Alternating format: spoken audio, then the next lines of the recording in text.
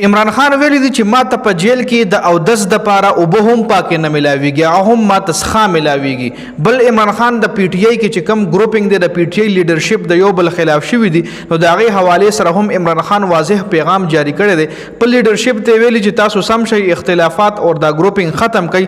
څوک چې اختلافات جوړوي هغه به د پی ټی آی نه چوټی کیږي، ځکه چې دا کم خلک اختلافات جوړوي، دا کم خلک چې ګروپ بندي کوي نو دوی زما مقصد ته نقصان ورکوي.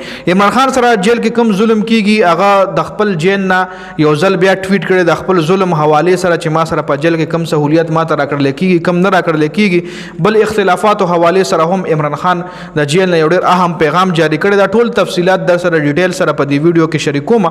ویډیو خپل هم مکمل وګورئ او مخکې ملګرو سره ضرور شریک کړئ. عمران خان ویلي دی چې په پاکستان کې د پاکستان په تاریخ کې یو سیاسي کس سره هم دومره ظلم نه دی شوی، داسې بدترین سلوک نه دی شوی کم سلوک چې ما سره په جیل کیږي. عمران خان مزید ویلي دی چې نواز شریف په عربونو روپو کرپشن وکړو او په جیل کې داغه د پاره هر قسم سہولت موجود او دا یو سیاست او د یو سیاستدان کور والا هم جیل ته نه دی اچول شوی او هغه سره سختي نه دی شوی او زما خزه بشراوي به سره په جیل کې سختي کیږي. کپتان مزید ویلي چې زه دا وخت د ملک قوم او د آئین بلدستۍ د پاره په جیل کې ګیرم په ځان باندې سخت تیروم چې زموږ ملک د آئین او د قانون بلدستي وشي.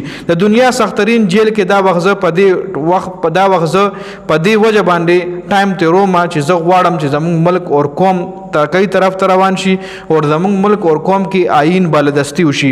او د ظلم او د جبر دا عالم دی چې اوس او دز د پاره هم ماته پاکي او بنه ملاويږي، هغه هم ګندوي.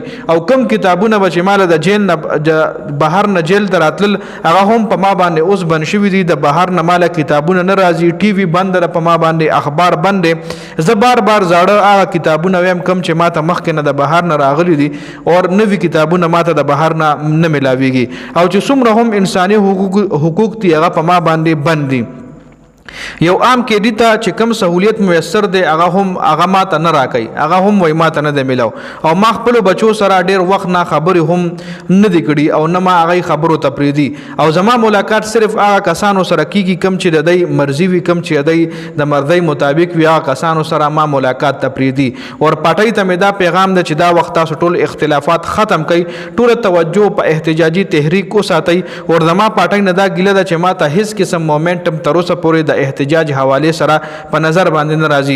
78 ساله نظام خلاف ز جنگ کوم او دا د ما کامیابی به علوي چې عوام د دې ظلم خلاف روزي او عوام د دې ظلم خلاف ودرېږي. عمران خان مزید ویلي دي چې کم کسان پارټای کې اختلافات جوړي او وخت ضایع کوي نو ډیره د افسوس خبره ده. او چې کم کسان ګروپ بندي کوي نو هغه به د پارټای نه بهر کوم، هغه به د پارټای نه چټي کوم. او دا جنگ چې زکم کوم د راتلونکي نسل د پاره کوم او زه د راتلونکي نسل د پاره قرباني ورکوم.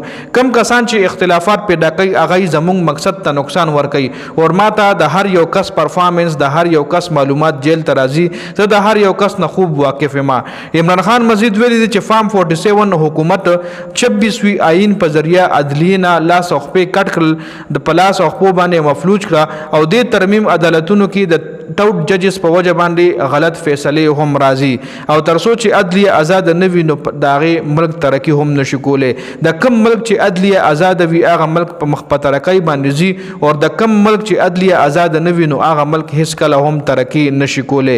دا عمران خان د جیل نه یو ځل بیا پیغام راغلو چې داغه چې د خبره تاسو سره مو کې چون کې ټویټ خډیر غټو خو چې کوم اهم خبره وي امه در سره په دې ویډیو کې ډیسکس کی. نو د ویډیو کتل ډیر زیات مننه. ویډیو ضرور مخکې ملګرو سره شریک کړئ. والسلام.